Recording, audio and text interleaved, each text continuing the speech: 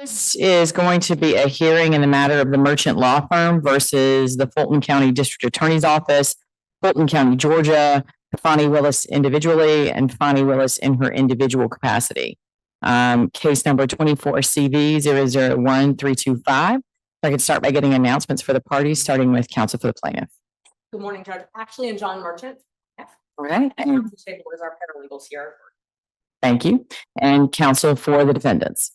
Good morning, Sandy Monroe on behalf of the county, on behalf of the DA's office, and Fani Willis in her official capacity, along with my second chair, Brad Bowman. Okay, thank you. And just to make sure the record is clear, we had a hearing on September the 5th. Oh, I'm so sorry, ma'am. I did. Please make your announcement. Good morning, Your Honor. It's Andrea Allaby. I serve as legal counsel in the Fulton County District Attorney's Office. I have filed a limited entry of appearance with regard to 5 motions to quash non-parties and a motion to release / quash a 6th party. Yes. So for the court's convenience, if I can be heard on those. Understood. And tell me how to spell your last name. Is Allaby. Okay, thank you. Just like it sounds. Okay. Okay, so what I was saying, just to sort of get us to where we all are today, we had a hearing on September the 5th where the court ruled verbally on the motions to dismiss. And so just for the record, as I think Ms. Monroe noted in her announcement, the court has verbally announced that Fani Willis in her individual capacity has been dismissed from the suit. I apologize for not having you a written order yet, but I had to stop and turn my attention to some other things. I was also at a conference. And so I expect I'm almost done with that order, and I expect that y'all will have it today or tomorrow, depending on how things go. But just to reiterate that I have already ruled on the motions to dismiss, denying the motion to dismiss as to the district attorney's office, Madam DA in her official capacity, and Fulton County, Georgia, and then granted the motion as to Ms. Willis individually. Where we are now, at the hearing on September 5th, so the hearing on September the 5th was originally noticed as an evidentiary hearing associated with understanding some of the underlying issues of efforts to comply with the requests. And that didn't occur because the motions to dismiss are meaty, right? They involve lots of argument. The parties needed to make that argument. The court needed to be educated about what those issues were. And it took a while. And so we did not end up hearing from the witnesses that day. Although my understanding is that most of them were aware, present, and prepared to testify if called upon. And that although I spoke inartfully at one point about them being released from their subpoenas for that day, I made clear, I clarified that what I meant was they were excused for the day and had not been excused from the subpoenas that were served upon them. I've reviewed the record, and I'm not aware of any motion to quash the subpoenas that were served. I understand that either or both the attorney's office on behalf of the existing DAs or Ms. Allaby, is that right? Yes.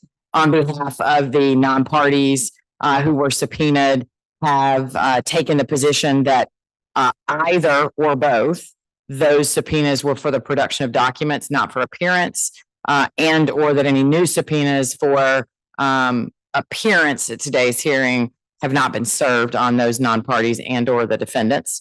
I will note that I received a motion to hold Ms. Willis in contempt for lack of compliance with the subpoena for today's appearance. Given that, to my understanding, unless and until Ms. Willis is called to the stand and refuses or fails to appear, if ordered to do so, she's not in contempt. And so that motion is premature. Followed by that. Now, and the reason I'm reciting all this is because the last thing in the record right now is my most recent order that I think was entered on Tuesday. And so none of the flurry of filings have actually been accepted into the record, although I'm aware of them because y'all provided them to me. So received a motion to quash the subpoena to Ms. Willis as the DA. And then subsequently, I got a response brief from the plaintiffs. And then subsequently from Ms. Allaby, I received motions to quash or to be excused from, I think 5 or 6 subpoenas. And so we need to figure out where we are and what we're doing today regarding one other issue I wanted to put on the record, that one of the witnesses, just to make sure everybody is aware of that, one of the witnesses, Mr. Kevin Armstrong, he reached out because Mr. Armstrong historically was I'm not exactly sure what his role is in the district attorney's office now. I know maybe a DDA, but historically he had appeared in my courtroom as an appellate attorney on behalf of the DA's office. And so he reached out to my litigation manager and notified her that he had an appellate argument in front of the Court of Appeals this morning and asked to be able to resolve that conflict by going ahead, of course, with his appellate argument and then appearing today, which informally my litigation him by email was perfectly fine. So just because there was not a record of that, I'm sure y'all were all probably aware of it, but I wanted to make sure that there was a record of it. Okay. So having started with the fact that I'm not going to entertain the plaintiff's motion to hold Fani Willis in contempt currently, I think where we need to start is with the motions to quash, because what I anticipated, but for those motions, was for the plaintiffs to call witnesses. Now, one thing I do want to share with y'all is that it was my intention. We're going to sort out these issues in a moment about what witnesses are here and why they're not here and if that's okay that they're not here and all that good stuff. But I will say I was going to point out that while I'm a big believer in letting lawyers try their cases and put on their cases the way they go, I also come from a civil background where it's pretty well established that we don't harass the CEO of a company for information that can be provided by the head of the human relations department or some other similar analogy that I'm not coming up with as efficiently as I should. I say that to say this. If we reach witnesses today, I think everybody should be prepared for the fact that it's not my intention, Ms. Merchant, Mr. Merchant, to let you start by calling Madam DA Willis, because the inquiry here should be about, as I understand it, the receipt of the request, the processing of the request, and the efforts made to comply with that request. And as a practical matter, we all know that while Madam DA may be involved in that process at some point, she's not the first line that's going to answer the questions or have direct knowledge. And so we can hash that out as we move forward. But I say that to start with the idea that there was always a possibility that we might never have reached Miss Willis as a witness today. But now everybody's filed their motions, and so we have to reach these issues today. So with that, I think I'm going to stop talking in a moment and give y'all a chance to tell me if there's any procedural issue or preliminary matter we need to take up otherwise. But my intention is to start with the DA, or the defendant's attorneys and Ms. Allaby's motions to quash, so that we can deal with those issues first, because essentially in terms of at least what we're doing today, they could be outcome determinative. That works for the plaintiff's judge. And just so you know, our intention was to call Dexter Bond, who is the open records. Whose job it is to answer Open Records Act requests for the DA's office. Yes. That was going to be our first witness. Our second witness was going to be Jeff DeSantis. His job is media relations, and I can go when I go through explain why that was relevant. And then Shalonda Miller from the county attorney's office, whose job is also open records. There's 3 witnesses, and as I told Ms. Monroe, the other witnesses would be potentially depending on what those people testified to. So it would really depend on what they testified to. But our intention was to call those people first, and we're ready to respond if you'd like us to respond to the states, not the states. So I guess, so I'm going to call the DA the state and then the district, then the county attorney, the county. I guess that might be easier. Well, I think actually, because this is as good a time as any to remind us all that this is a civil case. Right. It is not a criminal case. And so I too have had to remind myself, but I think maybe to keep the record as clean as possible, the best way to do this is that Ms. Monroe and Mr. Bowman are defendants, possessive plural counsel, and that Ms. Allaby represents the non-party subpoenaed witnesses. And y'all are, of course, the plaintiffs, which makes it easy. Right. Okay. So let's go from there. So I'm ready to respond. And I think the non-party defendants, non-party witnesses in this case, their motions argue that the burden shifts to us. And so we're prepared to proceed with those first. Okay. Any other preliminary thing or matter y'all want to address, Ms. Allaby or Ms. Monroe, on behalf of the defendants and the witnesses? Nothing additional. No, Your Honor. Okay, go ahead, Ms. Merchant. Thank you.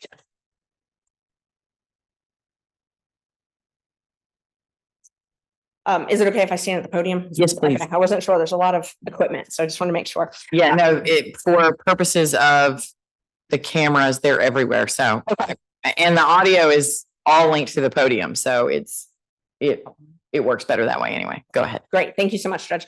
Okay, so just to start, the motions to quash that were filed by the district attorney witnesses in this case, their motion argues essentially that it was oppressive and harassing. They state in their motion that we subpoenaed 12 other DA employees. I'm not quite sure where they got that information from because we've never subpoenaed 12 DA employees. They say that repeatedly in their motions. That's wrong. There are 6 DA employees that were subpoenaed, and there were 6 motions that they filed. So I think they know that there were only 6 people because they only filed 6 motions, but I'm not sure. So I just wanted to clarify that because the number seemed to be part of the argument about how oppressive it was. It says 12 separate subpoenas for 12 other DA employees. The separate subpoenas, as the court knows, we sent subpoenas originally for the first hearing date. Was an evidentiary motion. It was more fashioned about the motion to dismiss. So we focused on one primary issue with our open records request, the critical mention documents, so that we could have that ready for the court. Once we learned that this was going to be a full evidentiary hearing, and this was essentially the final hearing in this case, we knew that we needed additional documents. And these are the same documents that we've been asking for 9 months. So they're not new. None of this is new. None of this is oppressive and new and us sending it to them on the last minute, Judge. These 6, it's 6 separate subpoenas. It's 2 per witness, a witness and a motion and a production of evidence. So it's only 6 people.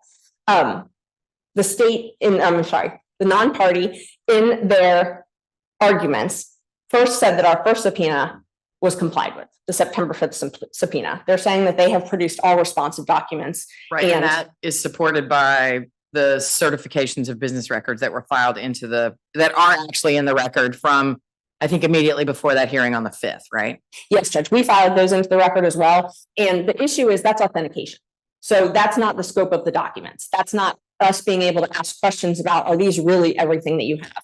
And just by way of example, just yesterday, one of those people filed a new certificate that said, oopsie, I found another document. Them. So Miss English, who was a county employee, when she certified 197 pages and said, I sent all of it, I said, oh well, that's ironic because you didn't send this. So she said there were no documents, and then I had one of the documents, and so they had to recertify it. That was why we need to be able to question the witnesses about that. And that's why they didn't produce all responsive documents. That's false. They did not. We have documents that are responsive that were not produced, that we have submitted into evidence in this case. So we have a right to question the witnesses about that. But that's back for the September 5th subpoena. Moving on to the September 19th, the one for today, their motions to quash admit that they received it. They received it by email. They're claiming that it's defective because they haven't picked up the certified mail copy. Well, they could leave that there as long as they want. We are members of the bar. They are county employees. They're tax-funded paid employees that work in this office. Everybody was still under subpoena from the last hearing. This is about documents. Well, let's be specific though, because part of their argument is that the last subpoenas that were served for September 5th, Mhm. as I understand it, their arguments are twofold. One is that the argument was for the production of documents, not for the appearance of a witness, which this happens pretty routinely. You send somebody a subpoena and what you need is for them to give you the documents. And once they give you the documents, that you consider their obligation under that subpoena satisfied. I'm not saying that that's the rule. I'm saying that's typically how it's done. So one argument is that it was for the production of documents, not for them to appear as a witness. And number two is, to the extent that it was for the production of documents, which you've already addressed, they complied by saying either here are the documents I have, or I don't have any documents.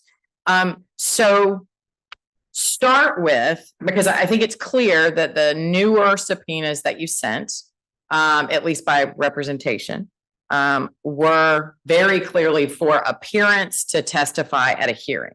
So start with addressing the issue of whether or not the prior subpoenas that nobody objected to were in fact sufficient to require their appearance. Well, because, and we addressed this. So the reason they're sufficient is we addressed this at the hearing, and it was all by consent. We asked, and the reason that we asked was because we were afraid that they would try to evade service. And you asked if we were okay with an expedited discovery process. We waived our right to discovery. We waived our right to do depositions in this case, waived our right to do notices of production. We did that because the county, the defendants, agreed to an expedited hearing work. So we did that in good faith, believing. They said they were not going to file motions to quash. Mr. Bowman at the end said he was not going to engage in that. We asked that. We asked that on purpose. You cleared your calendar. You gave us dates that were available. We all talked about the dates. We all did that in good faith. Had we known at that point, had they told us, hey, what we're really going to do is we're going to agree to this date and then we're going to hide from your service so that you can't actually subpoena any of these witnesses. That's what we're going to do. Then why would we have agreed to that? You were offering us an expedited hearing date. We were trying to minimize costs and get the documents. We've been trying to get them for 10 months now. We're just trying to get the documents. And so that's why. I mean, the subpoena, it was clear. Everybody in that hearing agreed that the subpoenas were going to continue. You even mentioned to them, are you really going to make them reserve it? That just drives up the cost. Then, Judge, just so you know the history, so that happened at that hearing. Us being extra cautious, emailed Ms. Monroe immediately after that hearing. And I said that I was worried about it. And I asked them specifically if I needed to reserve these subpoenas. And they told me that if they were properly served, we did not have to reserve them. Nobody has said that our original subpoenas were not properly served. They said we did not have to reserve them. She said that by email. Then she backtracked and said, oh, wait, actually, the DA's office, you have to reserve them. We can't accept service for the DA's office. So this is like a week ago. This is after we've agreed to this expedited hearing. This is, and we emailed them and said, are you going to make us reserve them? Do I need to go get a process server? We already have $1,500 in fees. I have over 100 hours in this case. John has 70 something hours in this case. I just wanted documents. I mean, it's getting ridiculous. So are we going to have to hire a process server now to go and serve them? I don't think the law, I mean, process servers are required for summons, but I think anybody over the age of 18, including even lawyers, can serve a subpoena. As I understand it, the alleged defect here in the motions is that it wasn't personally handed to those witnesses. That I think instead it was delivered to like the front office of the DA's office, for example, since these are DA employees. And it was served by mailed, I guess, by certified mail. Which is what the statute requires. Was it return receipt requested? Yes, Okay. and that's all that the statute requires. And is it your understanding that no one has signed the return receipt? Okay. And so it's left at their office. Right. And then also, I think I understand you to have served them as a courtesy by mail, even by email, even though we all understand that as yet, email service of a subpoena not acceptable, not sufficient. And we wanted to give them as much notice as possible. So as soon as Ms. Monroe told us that we were going to be forced to reserve the DA witnesses, we resubpoenaed them by email. We sent that all to them by email, offered, in just like we did in the original email, if there was any confusion or concern to reach out to us. You know, the only response I ever got was, don't talk to me. Don't email me again. I mean, you know, there's never been any discussion. We've tried to do this. But the law just says we have to serve them by certified mail. That's what we did. That's what the law says. And in their motions to quash, they cite one case. They cite Edenfield. Edenfield it actually supports our position. It was a law enforcement officer who was not served by certified mail. He was served by personal service. Someone went there marshal and tried to actually serve him in person, and they left it in a mailbox. So it was like an administrative mailbox. There was no proof that he ever got it. They admit in their motions that they received these. There's no question. There's no hide the ball. No one has hidden these. And the other thing that they argue is that it's oppressive to ask for all these documents at this point. These are the same documents. And that's one of the things I want to talk about is relevance, because they also argue that. And I think these go hand in hand, whether or not it's oppressive and what's the relevance. So I'm going to walk through these because this is sort of the elephant in the room. What are we asking for? All you've heard is it's oppressive. Why is it relevant? Why are these witnesses relevant? I'm going to tell you why they're relevant. I'm going to walk through all of that, why they're relevant. So we asked for essentially a couple different classifications of documents. You've heard a little bit about the critical mention documents, Judge. Those documents, and we've got some exhibits to show you, but the first one would be Merchant 0029. If you want to go ahead and pull that up. On January 18th, Shalonda Miller, who's the attorney, and we filed all these. So when I refer to the merchant number, that's a Bates stamp number that we submitted. And so we'll be pulling those up. And I asked the county, and they said they would agree to all of these documents being admitted because they're all documents we received from the county. So, unless there's any objection to them, I'm planning on referring to these documents. Ms. Monroe?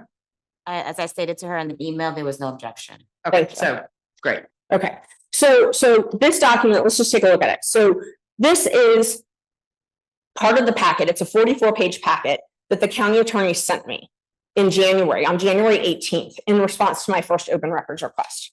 If you look at 0055, so look at 0055, Judge, and look after Melissa Fritz, where it says Fani Willis critical mention search. Your Honor, I'm sorry. I'm so sorry. If I may interject here. Yes. There was a representation made by Ashley Merchant that these documents were provided by Fulton County, and the documents that she's showing on the screen as is was not provided by Fulton County. They were provided by the DA's office. So I wanted to correct the record as pertains to that. In terms of my objections, I did not object to the business certifications that were submitted by the DA's office and Fulton County, all members who were subpoenaed in this action. But this document that she is referring to, the 44-page document, was not provided by the Fulton County. It was provided by the DA's office. Okay. I understand why you're making that distinction for your record. I'll just point out that the continuing conundrum that these documents were produced not by the apparent only entity in the case that is actually governed, according to the defendant's position, by the Open Records Act. So either they were produced by the Fulton County District Attorney's office or the district attorney, whatever legal entity that is, who by defendant's argument are not governed by the Open Records Act, but definitely they were not produced by Fulton County, governed by the Open Records Act. And I understand why you're making that distinction. I understand that y'all disagree with the court's ruling on your motion to dismiss. But anyway, I understand these documents were produced by the Fulton County District Attorney's office. Is that correct? Okay. And that's part of the reason we need to talk to the witnesses, because, the letters that I get, and one of the reasons I've Shalonda Miller under subpoena, the letters from her, and it's unclear to the recipient, the layperson who's requesting these documents, who gives them, whoever gave them. This is what the county in general gave to us. So if you look at 0055, look at Fani Willis critical mention search, and then you look, it's cut and pasted. So this is not an original document. This is actually 4 or 5 different emails that someone cut and pasted and put together. We have now gotten, as of August 30th, the actual emails with the to and from, the dates, the attachments, but we did not get them back then. So we've got a cut and paste document. I don't know who altered this. That's why I need to ask these witnesses. I have no idea who did this, but they cut and pasted. They didn't redact. They actually cut and pasted these documents to hide things from them. And if you look at, oh, hang on, let's be cautious about our characterizations. I understand that you are distrustful. Well, now, hold on a second. Here's where they dropped the ball. This would have been incredibly beneficial to the court and this judge. Check this out. So, what do we have here? We have a terminal opened up. Nothing super fancy. I'm on a Mac, so mine may look a little different from yours, but you can invoke this terminal and from your command prompt if you're on Windows, CMD. So let's go ahead and type in EXIF tool space, and whatever file you want to analyze, just drag it onto the prompt, just like that, and press enter. What does this tell us? Well, it tells us a couple things. It tells us the create date, which is 2016, March 24th, 2016. It was modified roughly a year later, and it even tells what kind of software that was used to do it. This would have been beneficial with their document, because what they're alleging is that it's been modified and tampered with. Well, this is how you would find that out. But wait a minute. How does that work if we create a brand new document, save it, and then edit it again? Well, let's look and see.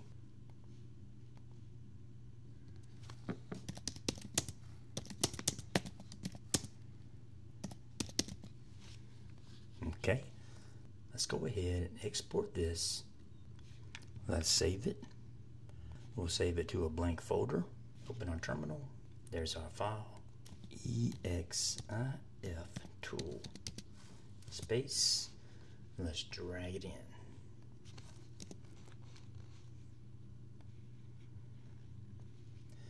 And as you can see, it has a create date of 9/28. That's today.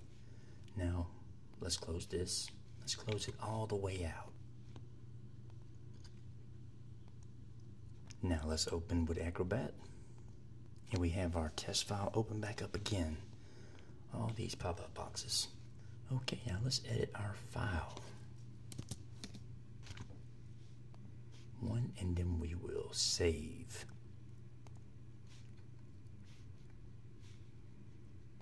Now let's see what happens when we open it back up again.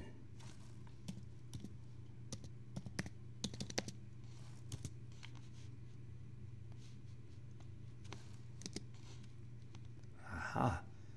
And as you can see, it captured the modification date. Now, let's say, let's close that. Let's say we save as a different file.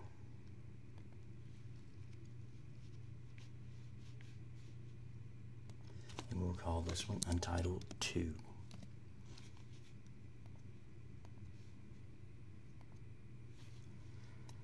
Does it retain the same values? Let's see.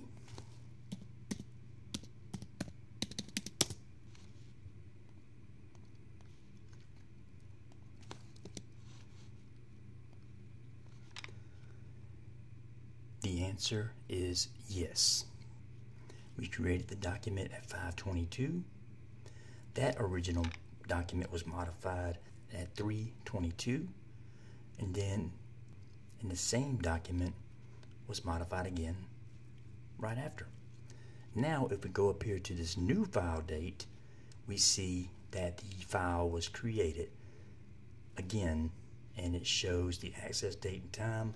And if we edit it again, let's see what happens. So we're going to open it right back up in Adobe again. All right, so we're just going to change that to a 2. And this is the second file, the Untitled 2. And now we're going to save. And let's drag our Untitled 2 in, hit enter. And now we see it still has the original creation date and time. And now we have a new modification time, which is 3/28. So as you can see, these documents carry the same metadata as it changes hands. So every time someone does something to it, it is captured like this. I'll put a link to the EXIF tool down below. You guys will download it. It's free. You just install it real quick, and then you invoke it through the terminal.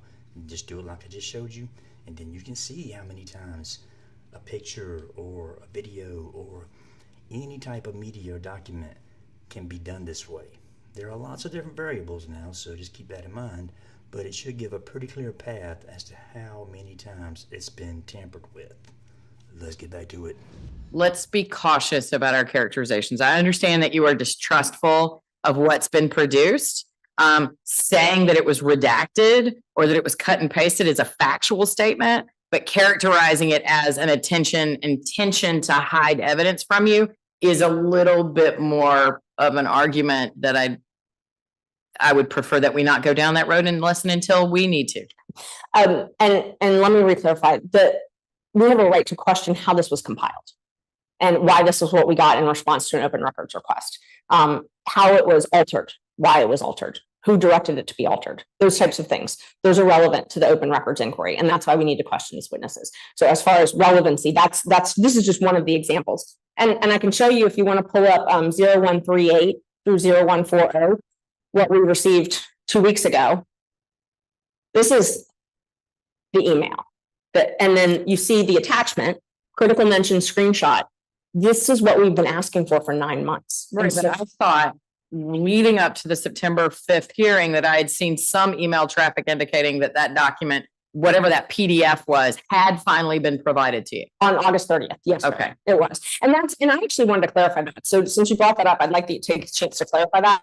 Because the state did, I'm going to mess that up again, I'm sorry. That's fine. The defendants, Ms. Monroe specifically, said that the brief update was that this case had been deeply rooted in the alleged failure to provide documents or attachments, and then she said the attachments were provided 9 months ago. As of yesterday, we learned it was not an issue of providing those attachments. It was whether or not the requester, us, had the ability to view the attachments, and that they argued to the court that there was nothing left to do.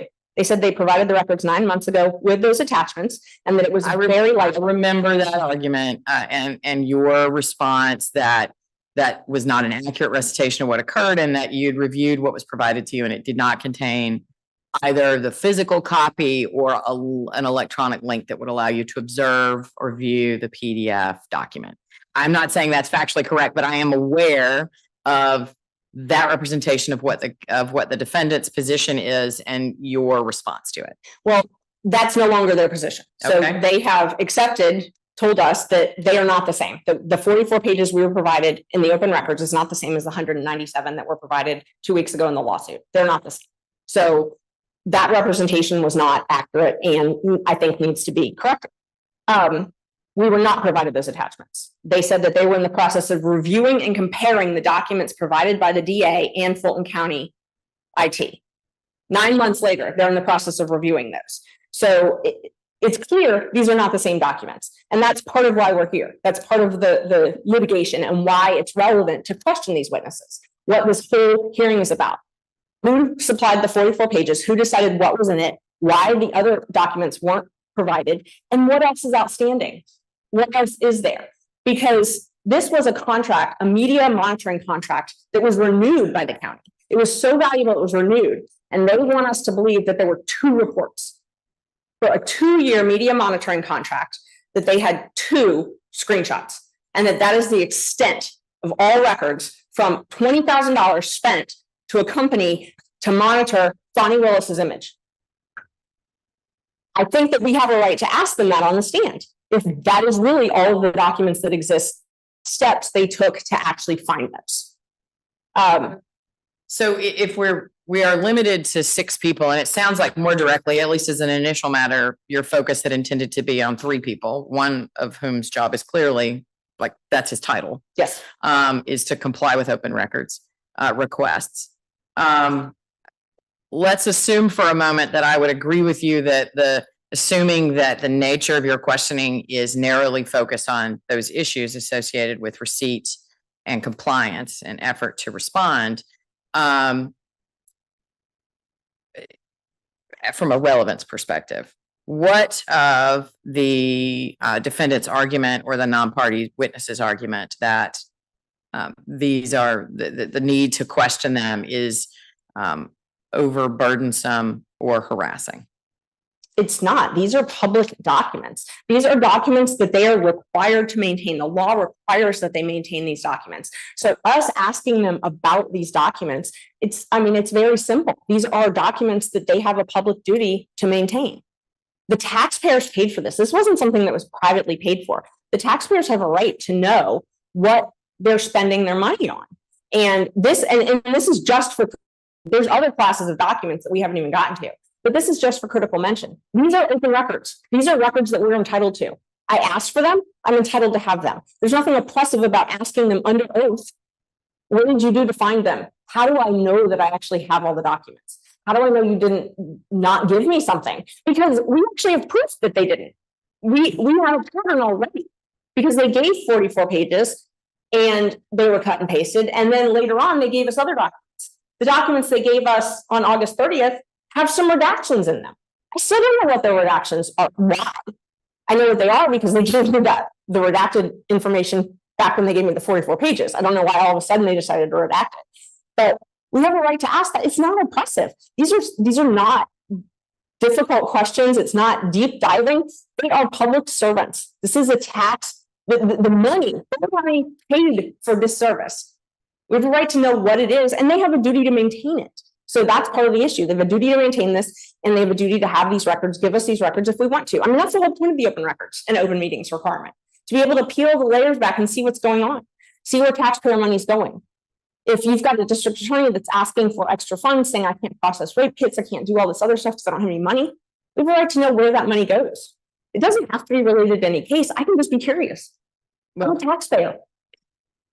So, I mean, I understand your argument. I mean, I think we should all take a step back, though, and be reminded that the Open Records Act doesn't require a showing of relevance. It simply requires the demonstration that the records are public. I don't think there's any dispute that the documents are public records. And the question really, to my understanding, is the extent to which they are maintained in the normal course, and to be produced when requested. And if they weren't, then why? I mean, that, to me, I understand what your argument is, but respectfully, I don't need to know why you think those documents are important. What I need to know is, does anybody dispute that those documents are public records that would be subject to the Open Records Act? Which I don't think there's any dispute that there is. And Judge, I agree. I'm arguing the relevance because they brought that up in their motion to quash. Mm-hmm. They said that these items are not relevant. And so I'm trying to explain why they are relevant. Right. And my point in saying I don't think we need to go there is that I don't think relevance is a relevant inquiry in an Open Records Act litigation, because in a civil case, obviously, there's always a question of is this reasonably calculated to lead to the discovery of admissible evidence? What is the relevance of these documents? Are they material to the issues in the case? Here, the issue that those issues don't have to be reached if the documents are themselves understood to be public records. Right. And again, I'm not aware of any assertion other than the argument that the district attorney is not governed by the Open Records Act, which is a different issue. I'm not aware of any formal interposition of an exception that these records would fall under, other than I think maybe I saw some informal communication about perhaps invoking work product or attorney-client privilege, which is one of the exceptions. But I think all of the formal responses and certainly all of the briefing do not assert that any of these records are subject to an exception, or that they are not in and of themselves public records. So I think we can move on from there and simply focus on the extent to which asking these witnesses questions because I think that's where the defendants go mostly, is that asking them questions at all when they've already said on a document, we don't have these records. I've looked and they don't exist, or I don't have them. That itself is the overly burdensome or harassing part. Judge, I should be able to ask them if they've looked, because I don't believe they have looked. And I know my belief doesn't matter, but I've submitted documents that exist in response that they have not provided. I've gotten them from other entities. So I have proof that they have not complied. So we have a right to ask them, how did you look? What did you do in response to this? And if I can go through, there's a couple. So let's talk about the confidentiality agreements. I asked for all of the confidentiality agreements that the district attorney's office required employees to sign. I requested that on January 9th in my open records. I followed that up on January 24th and said by letter, please don't make us sue you. I want the confidentiality agreements. I had one. I had Nathan Wade's. I had gotten it in another proceeding, and I had a business record certificate from Dexter Bond that it existed. Guess what his response was? No records exist. Well, so I've got a business records, which I've admitted, it's in the documents, a business record where he's certifying a confidentiality agreement from Nathan Wade. And then I've got the response in the open records that no responsive documents exist. So I should be able to ask him, why did you tell me no responsive documents exist when you were asked in a other case and you certified that they did? And now, just 2 days ago, I was given 22 additional confidentiality agreements. 10 months later, 22. I know more exist, but I was given 22. So pick and choose 22 employees in the DA's office who have signed confidentiality agreements. But wait a minute. What's the real issue here? Now, you guys know that I do an incredible amount of open records, and I know pretty much all of the tricks they use.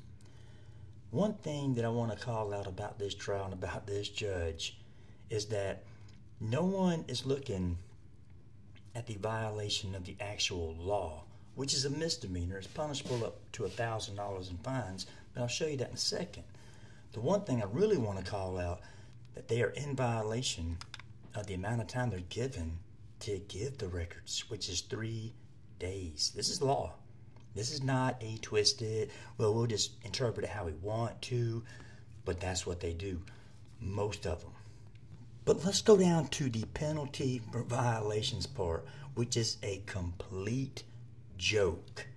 There's only been one person in the history of Georgia that's been prosecuted for violating the Georgia Open Records Act. Her name is Jenna Garland. But the one thing we're skating around here is the fact they've already violated the law.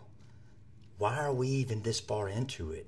Why aren't they in handcuffs? Why aren't they in front of a judge paying a fine, getting probation? So what does it say here? Any person or entity knowingly and willfully violating the provisions of this article by failing or refusing to provide access to records not subject to exemption from this article, by knowingly and willingly failing to provide access to such records within the time limit set forth in this article, 72 hours, or by knowingly and willingly frustrating or attempting to frustrate the access to records. Let me give you an example of what I mean by that. So here is an open records request that I did for Quincy J. Cannon in a couple of the recent videos where I was trying to get his adult arrest history. I get this report all of the time, and I made a mistake and I put 2019 here and 2018 here. And any fool can see that it needs to be reversed. It's just the way I copied and pasted it. But anyway, here's what they do. And this is pretty typical of the kind of nonsense that I deal with them. They send me a blank report. Yeah, later they did send me the correct report, but this is what I call frustrating the open records process. Now, any person found guilty is a misdemeanor upon conviction shall be punished by a fine not to exceed $1,000. However, who is going to be issuing the citation? That's the real issue right now, in my opinion, is that we've already gone far beyond what the law allows here. It shouldn't even be in court. Someone should be paying a fine. Someone should be getting decertified. Someone should be getting disbarred. Someone should be getting fired. That's where we should be. Jeff DeSantis, one of the witnesses we wanted to subpoena, gave a media statement that there had been confidentiality agreements signed in error and they were withdrawn. I followed up with that with another open records, making sure that they knew what I was talking about. You're giving the media a statement saying they exist, and then you're telling me in open records they don't. I have a right to question the witnesses about that. Why do I still not have those documents? I have 22 confidentiality agreements. I don't have them all. And I only got those 2 days ago. The next is, this is one of the most stupid requests that the district attorney's office is actually required to do by law. Keep a list of attorneys that work at their office. I asked, I mean, my requests, like, I think we've gotten lost in the weeds. They're not complex. They're not impressive. I'm not asking for information that's, I mean, I never in a million years thought in January that any of this was going to be a problem. I file open records requests all the time. I pay for the documents, I get the documents and move on. I asked for a list of attorneys and their dates of hire. Georgia statute and the record retention law requires that they keep those in their office. It is a misdemeanor not to keep that, Keep those, keep what? the personnel records. Okay, but in fairness to the defendants, and I know that's what, one of the things they've asserted, if they don't have a list, right, they might have a, let's call it, they might have a file cabinet somewhere, probably electronic, of personnel files of the people who work in their office. I know you've mentioned, and I am familiar with the reports that the DA's office puts out that says these are all of our great people who are doing great work. But if they don't have a list, they're not required to create a list in order to respond to your request. Correct, they're not. But what they are required to do is be reasonable in their response. So if they think, when I ask for the names of the people who were hired and the dates that they were hired, and that's something I know that they have, and they're not sure. They asked me, and I do this all the time, and they did this. The county attorney, actually, when they were responding to my request, they asked me to clarify. We discussed it. They reached out to me, made sure that I was getting the documents I wanted. The goal of the Open Records Act is supposed to be to give the citizen asking for records the records. It's not supposed to be hide behind semantics. So if they're concerned because they're like, oh, are you asking for the names of the people who are hired and the date they were hired, which is what I asked for? If there's some confusion, they reach out to me. The goal is transparency. The goal is not to hide and obscure all of this. So when I asked for the people who worked there and the dates they were hired, I used to work for Fulton County. I know those records exist. I know what my employee file looks like. I also know that there's a statute in Georgia that says they have to maintain those. And so I'm asking for it based on what the law requires they maintain. I have to keep that. And I guarantee when they sent this to whoever produced this, they sent this to someone. There's a list that exists somewhere that has the names of the DAs. I could go to the state bar and type in the Fulton County DA and print out a list of the names. This is they're forcing us to go through litigation to get a name and a date of hire, which is definitely maintained, and that's ridiculous. The other thing that we've asked for is, and by the way, just on that, the Personnel Retention Act. So there's a statute in Georgia that requires, it's 50-18-102. It's a misdemeanor to not keep records in regards to what the Records Retention Act requires. The Records Retention Act requires that they keep personnel records for 50 years. Now we objected to sign as the Records Retention Act is not part of this case and therefore not relevant. The retention is always relevant to open records, Judge. So I'm not sure I understand the basis of your objection. I'm going to overrule it for now, because whether the county has the documents that have been requested, I think goes immediately to the extent to which they're obligated to have them. I agree that no one has sued or asserted a violation of the Records Retention Act, but to the extent that it's in the same title, it is informative about what the understanding and obligations that the parties might have about those documents existing and continuing to be maintained. So to the extent that you're objecting that they're asserting a violation of the records retention obligation, I agree with you. We're not going down that road because that's not before us. But to the extent that that statute can be informative about whether the documents that were requested should still exist, I think I'm going to allow it. Go ahead, Ms. Merchant. Thank you. And I'm not going down that path deep. It's just when I am asking for records, I have to make sure that they exist before I ask. I don't want to waste my time in an open record. So I use these statutes to ask for records. And when I'm told they don't exist, and I know the law requires they exist, that's concerning. And I have a right to ask follow-up questions to that. For example, on the personnel card, the law requires that the DA keep a list of all employees with ID cards. They have to keep that list. They have to maintain that list by law. If you have an ID card, and everybody has an ID card, I was a Fulton County employee, we all have an ID card. You have to keep that list, and you have to keep it for 4 years post-separation. So when they tell me they don't have a list, I think I have a right to not believe that. And I think that's why I have a right to question these witnesses. Where is that list? Why am I told that there's no responsive documents?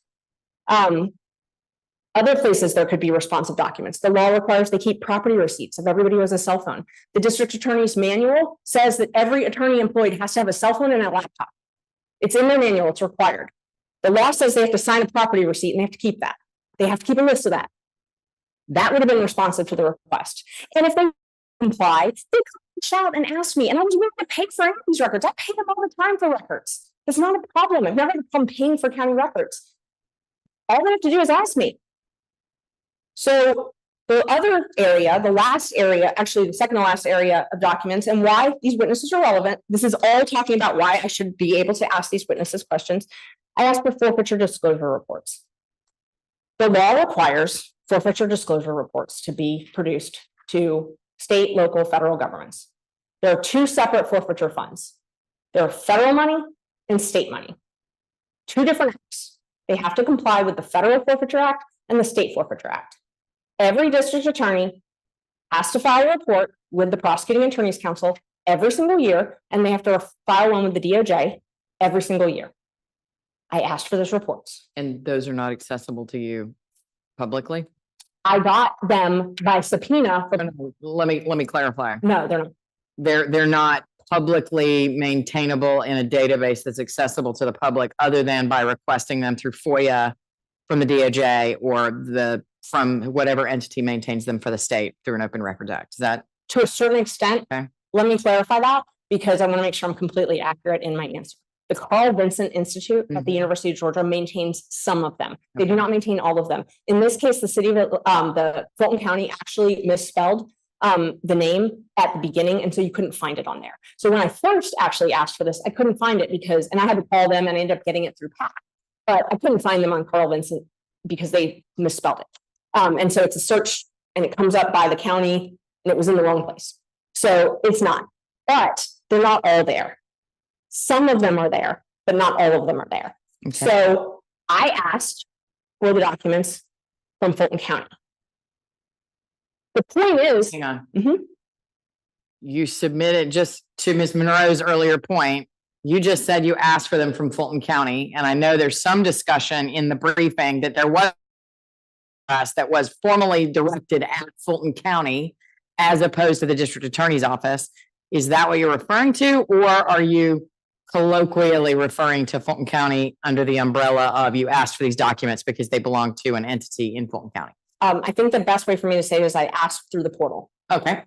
I asked through the open records. So you submitted a request through the portal for forfeiture disclosure reports for some period of time related to something. Yes. Okay. And what they do, so it's actually changed. When I first asked for these requests, if you go to the DA's office, the landing page on the DA's office takes you to the portal. So back in January, if you go to the DA's office website, it has an open records link.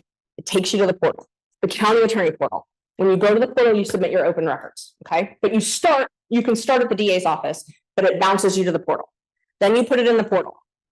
You can click down if you know the entity. You can click down, I want it from the district attorney, I want it from the county attorney. I'm over-inclusive because I've learned that I'm regularly told we don't have it, so I make sure to ask anybody who might have it. So I put it through that. 2 weeks ago, that open records link was not there anymore. Now it's back. So I don't know currently, I don't know why it's been changing, but when I submitted the request in January, I'm making representations based on how it existed then. I clicked on the DA's office open records link. It took me to the county attorney portal. And that's why I requested that. So I requested on January 16th, I requested the reports and the itemization. The reason I requested the itemization, and I actually put the property, the funds obtained. These reports that are required by law, the statute says how you have to report them. And I would tell you, the ones that are on the Carl Vinson Institute, they don't comply with the statute. So they're not complete. So I'm assuming maybe they've got other documents because I'm assuming they're complying with the law. I'm asking for those. I'm asking for those forfeiture documents. I asked in January. Mr. Bond sent me a letter January 26th that said the records are attached. They were not. Only the equitable sharing, which is the federal summary, was attached. None of the state forfeiture documents, none of the ones that the law requires that they itemize were attached. Kept asking, been asking for 10 months for these documents. In the meantime, there's been media statements made by the district attorney's office that it was false and it was an error that any forfeiture funds were paid to any private contractors, Nathan Wade in particular. The forfeiture funds were used to pay Nathan Wade. It's clear from the documents that I got from purchasing and finance. So again, I do not want to go down the road of what it is you believe these documents are relevant to, what use you plan to put them to. The issue before me is the testimony of these witnesses relevant to your public records request? And again, absent having heard anyone assert that an exception applies or that these documents are not public records, then to me, the issue is the extent to which you are questioning of any witnesses about their processes and efforts to comply. As long as it is narrowly focused on that issue, I think you've met your burden for relevance to the public record request, not because again, what you think they might be useful for or why you want them. My understanding is it's very clear. The reason that a member of the public requests a document has nothing to do with anything. I completely agree, Judge. And the reason that I was pointing is because when statements are made about documents that I've been told don't exist, that causes me to think I need to question a witness. If you're telling the news that a document that I've requested and you tell me doesn't exist, you're making statements about them, that leads me to believe that they do exist. So that's why I want to question Mr. DeSantis, because he's made statements about documents that I was told don't exist, that I do believe exist. Okay. So that was it. And I'll move on. The last one though is the promotional materials. So if these things, they're paid for somehow. And I was very specific about all of these. If you walk into the DA's office, there's big wall hangings, things like that with, rebranding. There was this whole rebranding campaign. I asked for how that was paid for, like rebranding, payment, requests. I tracked the statute. So the statute, and the reason that that's relevant, tracking the statute, is because I know they're required to maintain these. The law says they're required to maintain these. And so because they're required to maintain this, and it's an open record, and I'm told that they don't exist now, I think I should be able to question the witness as to why they don't exist. If they don't really exist under oath, the law says that they've got to include all the accounts payable, bank statements, all of this stuff, deposit slips, canceled checks. They have a duty to maintain that for 5 years pursuant to statute.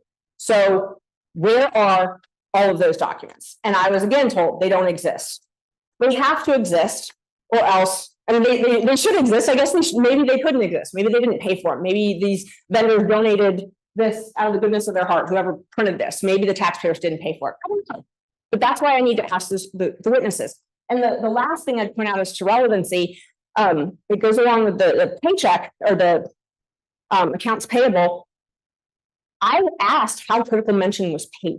I have been asking for 10 months how it was paid. Can you finally get it? I think in some of the documents I saw like a handwritten check. Yes. I still haven't received that. They still have not even admitted that account exists. I got that from critical mention.